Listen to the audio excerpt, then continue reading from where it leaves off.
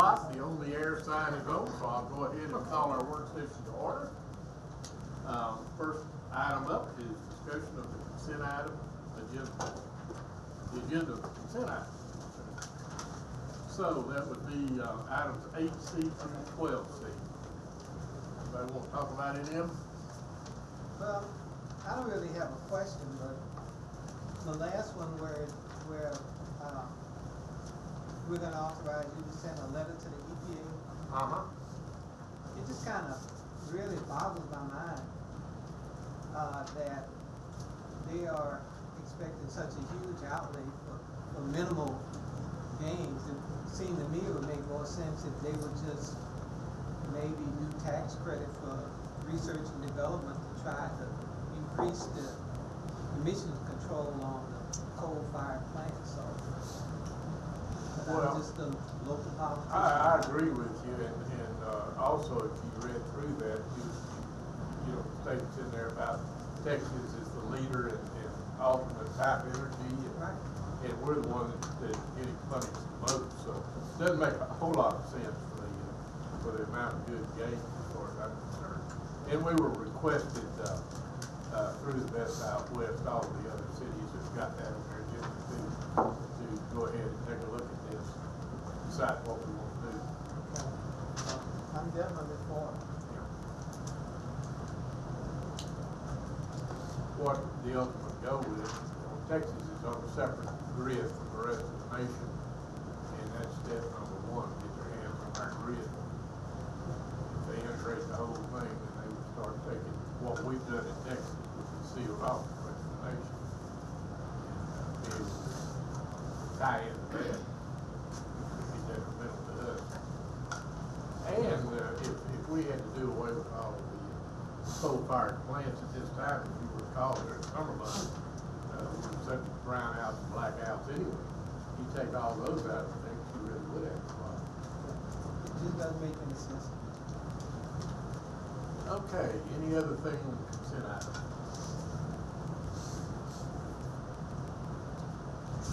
Well, hearing none, that is all that we have before we go into our executive session. So at this time, the City Council should convene to close the executive session pursuant to Section 551.074 of the Texas Government Code to deliberate the appointment, employment, assignment, and duties of public officials, to wit, presiding municipal judge, first and second associate judges, Duncanville.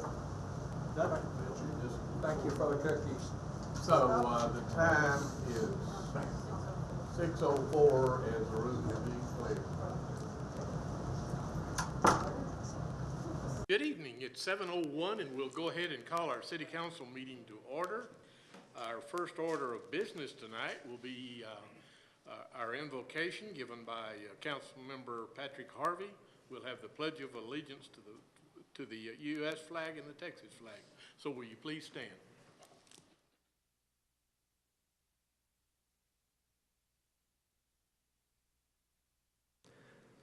O Lord our God, how excellent is your name in all the earth. We love you, we praise you, we magnify you, because you are holy, holy, holy, and heaven and earth is full of your glory. We're thankful for the gift of your Son.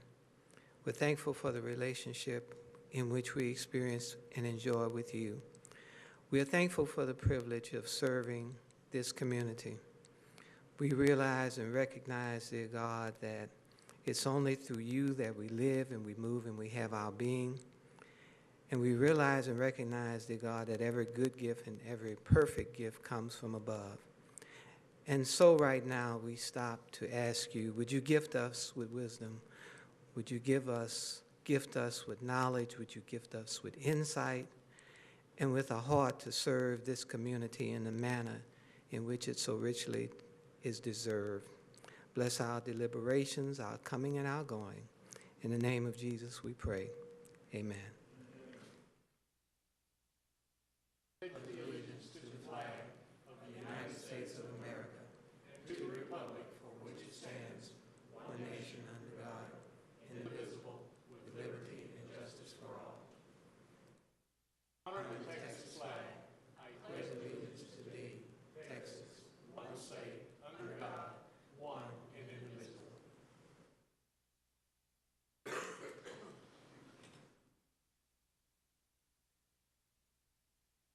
Well, the mayor has a good news report tonight.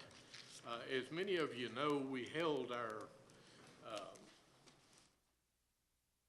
meeting last night at the Senior Citizens Center to introduce people to all of our boards and commissions.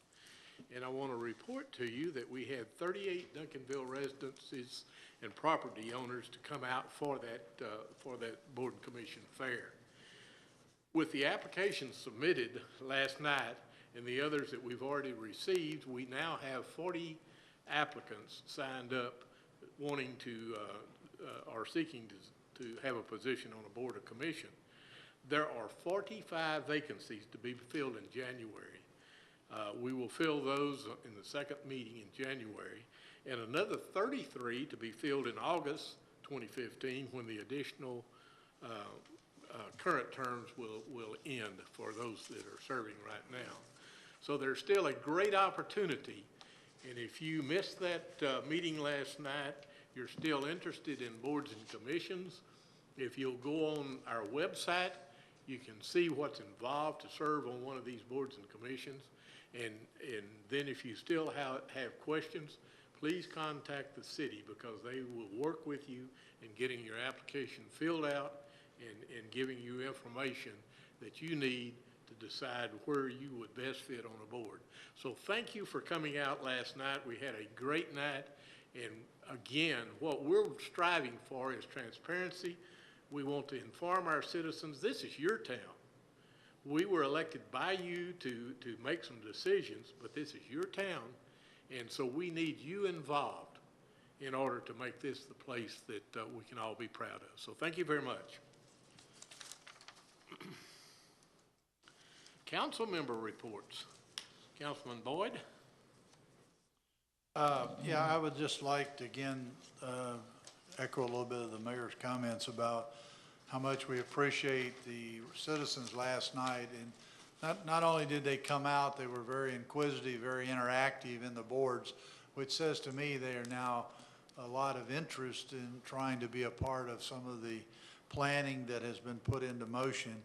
And I also want to say that I want to provide and present accolades to our water department. We've unfortunately, as we had predicted during the budget time and when we were raising the rates to deal with the infrastructure, we were having a number of water breaks.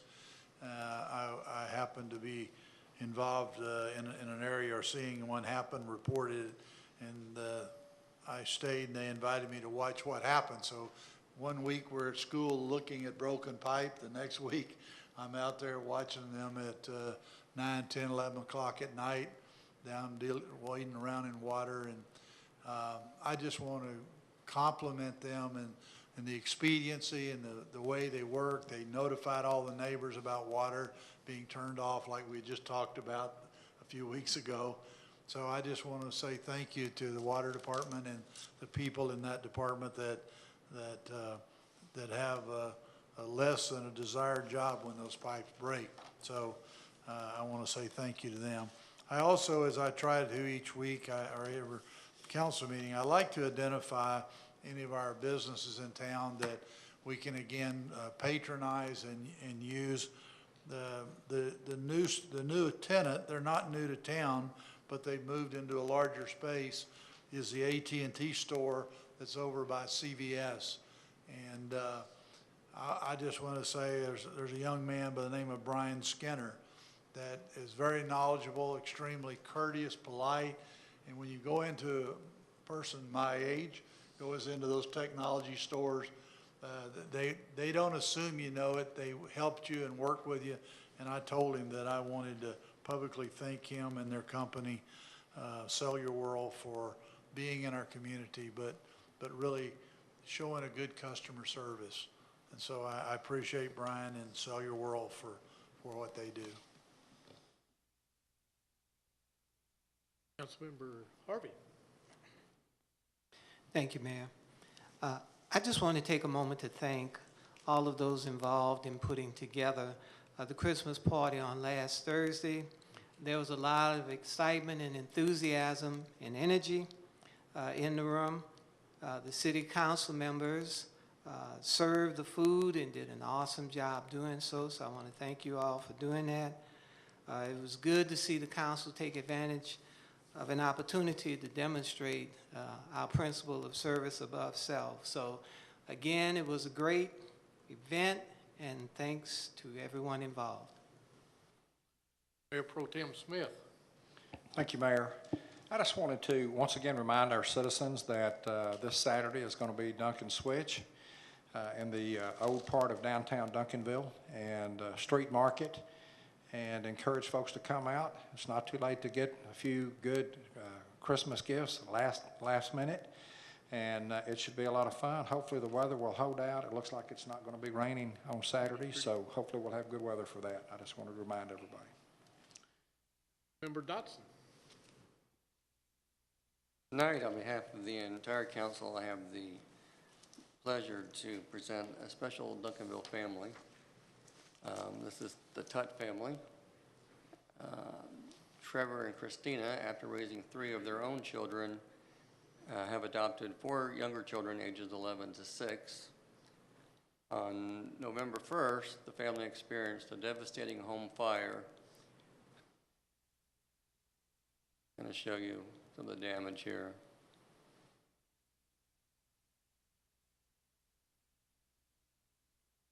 And now the 6 of them are in one hotel room. In this Christmas season, the city council, city employees are asking the Duncanville citizens to join them and together try and bless this family. Our desire is to try and get them back in a home with a Christmas tree and presents by Christmas. The children include Emma, she's 11 years old. James, he's 10. Bailey, she's 7. And Shania is 6. Their clothes size, shoe sizes, their favorite toys, their clothing needs, those are all available. And Smitty has available back there, anybody who's interested.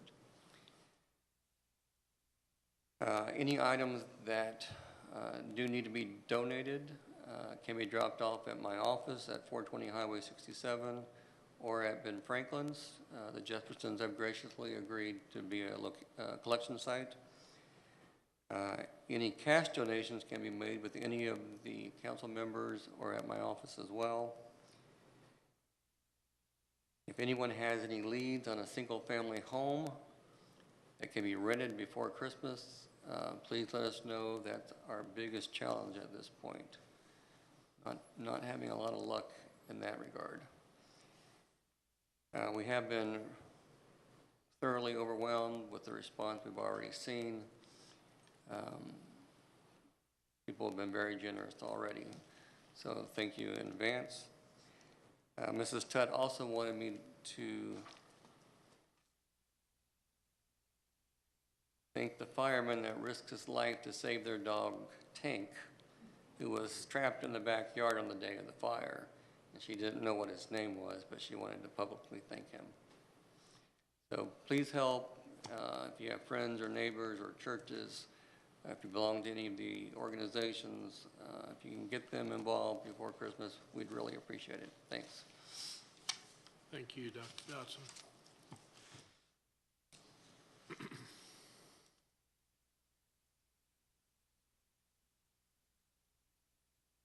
Item number 5P is to receive the financial report as of October the 31st, 2014.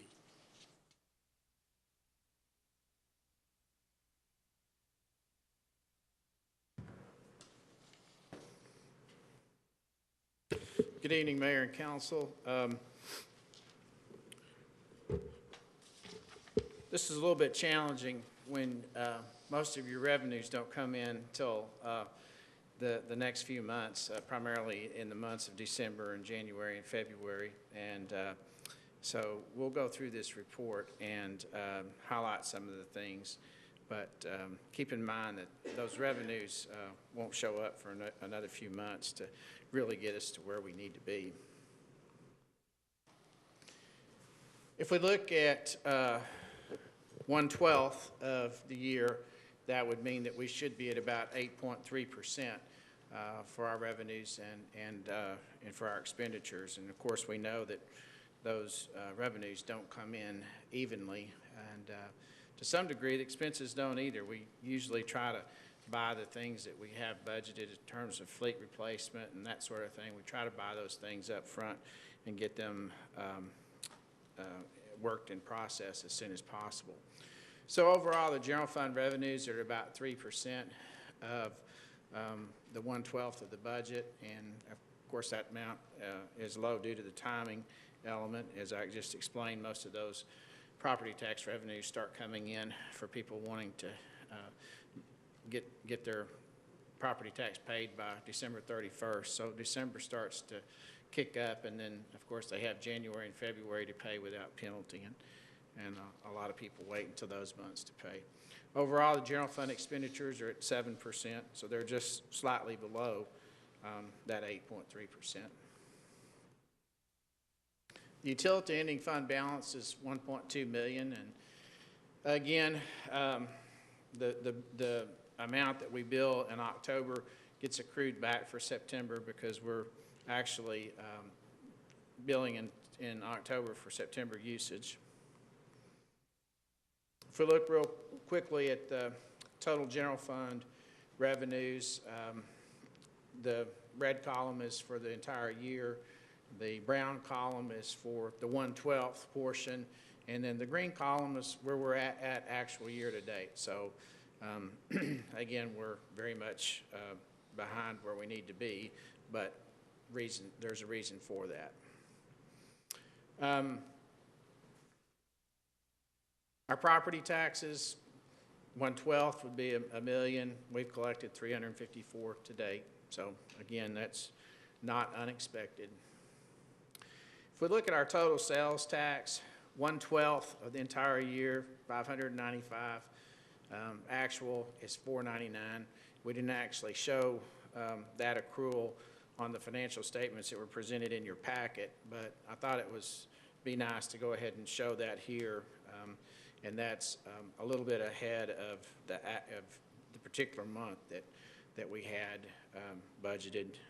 Actually, we were about a little over 1.5% above where we actually budgeted for.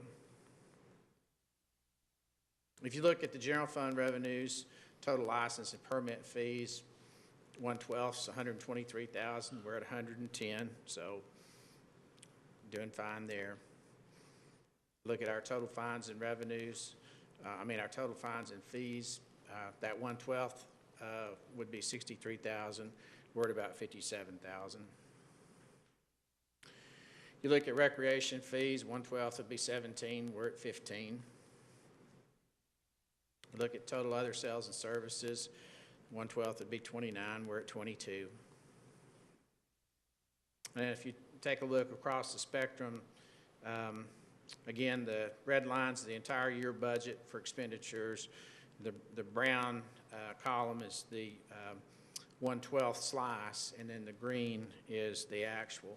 So total general government, we're very close to just slightly below that 1/12. Finance is slightly below.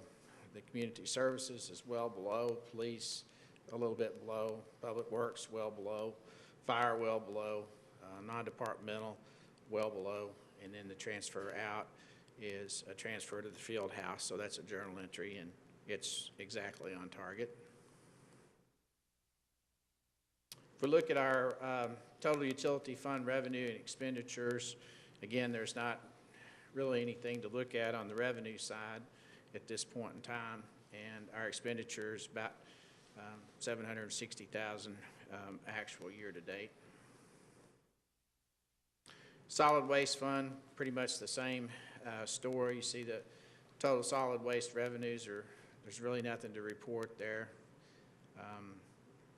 As again, it's the same thing as the utility, where we haven't gotten any accrual in for this month into the financials. Then if you look at the expenditures, total solid waste expenditures on the far right, 1/12 would be $229. We're at 64, so we're well below half of that. If you look at the economic development revenues and expenditures. I apologize, we didn't get the sales tax accrual on here, so this is what we show in the financials that we gave you, which didn't have the accrual for the sales tax. And 1/12 of the expenditures would be about $172,000, and we're at about $23,000. On this slide, I did show the accrual for the sales tax because we did get the month of December in already, which was for October. And again, 1/12 of that whole budget for sales tax would be $198, and we're at $166. And again, that's about 1.5% above what we budgeted for this particular month. If you look at Fieldhouse total revenue and expenditures, $954,000 would be 1/12 of the slice of budgeted revenues. We're at about $392, so we're well below. And then we look at the expenditures, 1/12 would be $178. We're at $54, so again, we're well below. If you look at the medical self-insurance fund, our revenues are right on target. Our expenditures are just slightly about $30,000 above where they should be for the 1/12. We look at the comprehensive self-insurance fund, same thing, the revenues are right on target.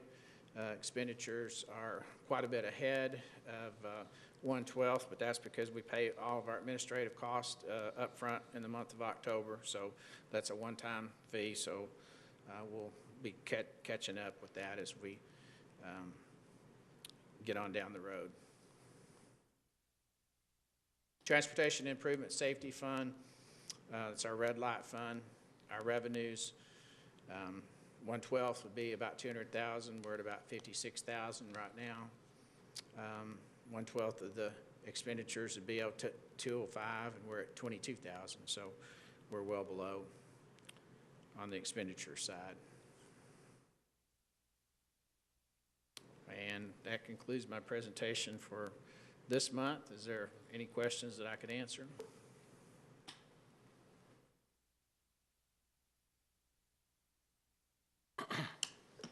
Thank you, Mayor. Don't have a question per se, but just gratifying to see that despite all the pressures that happened in the first month of the fiscal year, virtually all the expenditures, except for the self-insurance fund, within 8.33%. And of course, it's understood that because of the upfront expenses in that particular fund, it's going to skew the numbers. So, so that was the area that I feel like is most gratifying to see. And of course, we understand that the revenues really will not come in for the city until December, January, February, March, when we pick up the deadlines for property taxes as well as the Christmas sales tax. So that's why we have a 60-day fund balance, so that we can have some cash flow until we get to the good times at the end of the calendar year, beginning of the next calendar year. So all is well. Thank you. I'd just like to add one more thing. Next month, I'll be bringing in the Innovation Fund and bringing you up to date on where we're at on the Innovation Fund and what we budgeted and what expenditures. I didn't quite have time to get that prepared for this one, but we'll bring that in for next month. Thank you, sir. You're welcome.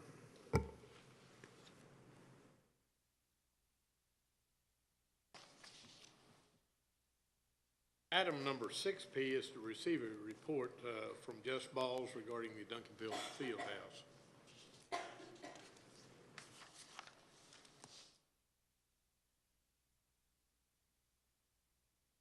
Duncanville Fieldhouse. November's report. Sorry, it's a little bit smaller. The deposit report for November, we were finished out for the month of November at $45,993 versus last year we were at $42,192. In regards to the upward trend, it's due to a couple of new programs. In regards to the cardio kickboxing class, we've added a Camp Gladiator boot camp class, which is now indoors for the inclement weather, but now we offer it 5 days a week now for our Duncanville residents. There are some incentives for them to come out to the field house bright and early. Starts at 5 o'clock in the morning.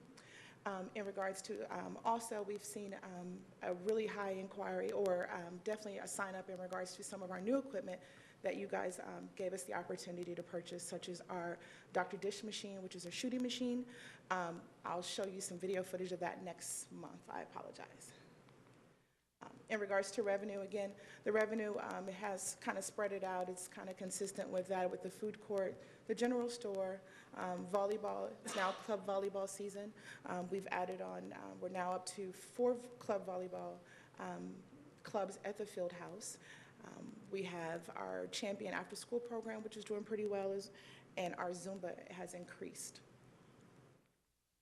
In regards to expenditures, we did have an increase in expenditures as well. One being, we have a full-time employee, which was vacant last year, so that one did appear to be an increase in expenditure, as well as the contractual for the month of November increased, meaning we used a little bit more cleaning service with our daily janitorial services and security due to, again, the club volleyball tryouts, as well as a jiu-jitsu tournament and a regional volleyball tournament for the charter schools. The jiu-jitsu tournament is a new event, so again, nothing to compare it to in regards to last year. And again, the increase with the volleyball tryouts now having 4 clubs.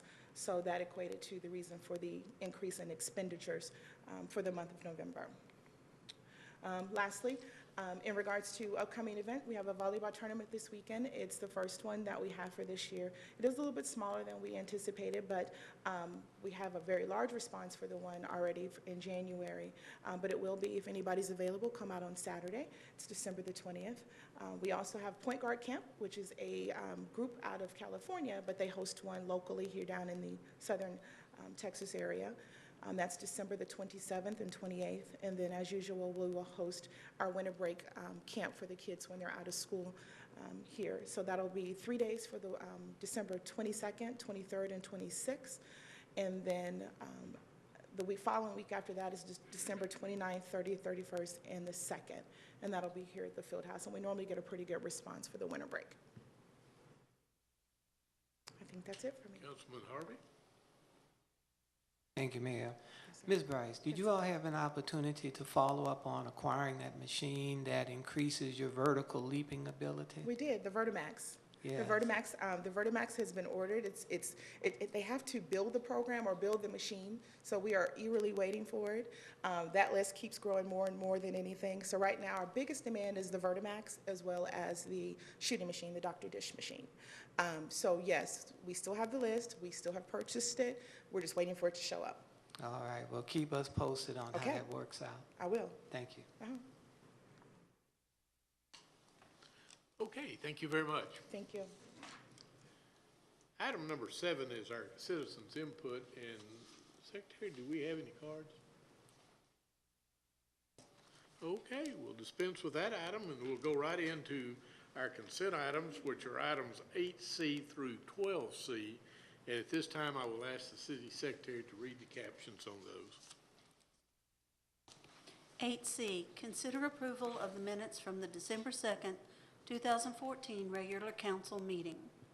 9C, consider approval of a resolution of the City Council of the City of Duncanville, Texas, approving the terms and conditions of a professional engineering services agreement with Burgess and Nipple, Inc., to develop a baseline assessment of the wastewater collection system and authorizing the interim city manager to execute the necessary documents.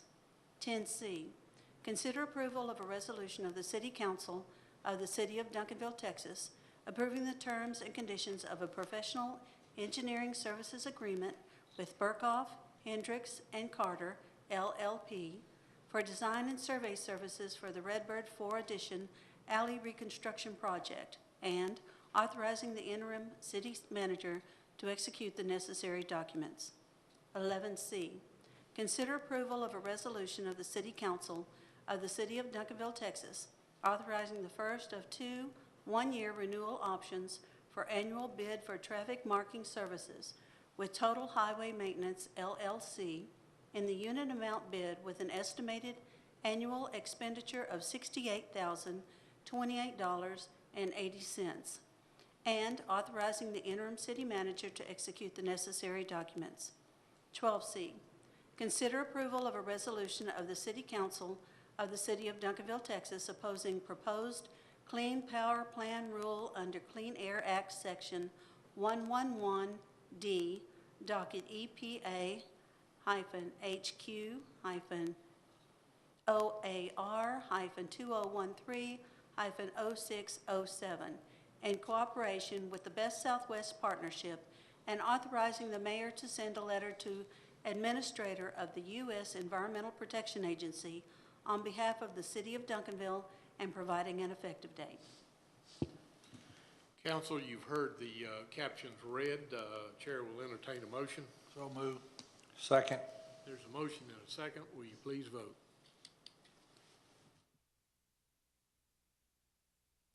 Thank you very much. It's 6-0.